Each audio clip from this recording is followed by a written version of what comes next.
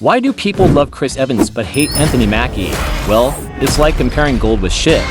But you should know something interesting. No, it's just boring facts. Marvel developed a fan-favorite character for over a decade and then threw him into the trash just because of a salary cut. Then, they replaced him with something inferior and tried to make a profit off it.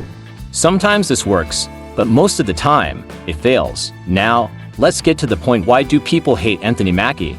Actually, who really hates Anthony Mackie? I don't. Wait, maybe I do. Confusing, right? But here's the truth. Nobody hates Anthony Mackie as Sam Wilson. People just hate that he's Captain America. His role in other films like Captain America: The Winter Soldier and Civil War was actually enjoyable. People liked his humor and the way he fit into the team. He brought a fun energy to the screen with Marvel's classic jokes. But let's be real, no one expected Captain America to get old after the time travel in Endgame. That was already a huge surprise. But an even bigger shock? Steve Rogers handing the shield to Sam Wilson. At first, it just seemed like a symbolic gesture, a moment of respect. But then, suddenly, Sam wasn't just holding the shield. He was the next Captain America. Seriously? We all saw how much Steve Rogers struggled to earn the title of Captain America. He fought his way through war, endured experiments, and proved his worth time and time again. His journey was filled with hardships, sacrifices, and moral dilemmas. But Sam Wilson, he just walked alongside Steve Rogers, and suddenly, he's the next Captain America. There was no real struggle, no journey, just a quick handoff.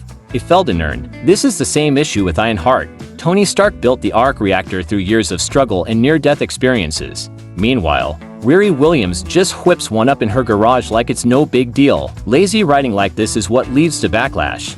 It's not about hating Anthony Mackie or even Riri Williams, it's about how these characters are written. When a character is handed something that others had to fight for, audiences don't connect. That's why people are rejecting Sam Wilson as Captain America. Sam Wilson was never a serious character in the previous movies. He was the fun, easygoing guy who supported Steve Rogers, cracked jokes, and lightened the mood. But suddenly, in Brave New World, he's giving deep speeches and acting overly serious. It just doesn't feel natural. It's like watching a clown perform in the circus and then suddenly start lecturing the audience about life. It feels forced and out of place. A great example of how this transformation should be done is Ant-Man. Scott Lang is always a chill guy, but when the moment calls for it, he can be serious, then he naturally shifts back to his usual self. That balance keeps his character engaging and relatable over time. But with Sam Wilson, the sudden tone shift completely breaks the connection with the audience. It feels like he's not the same character we once liked.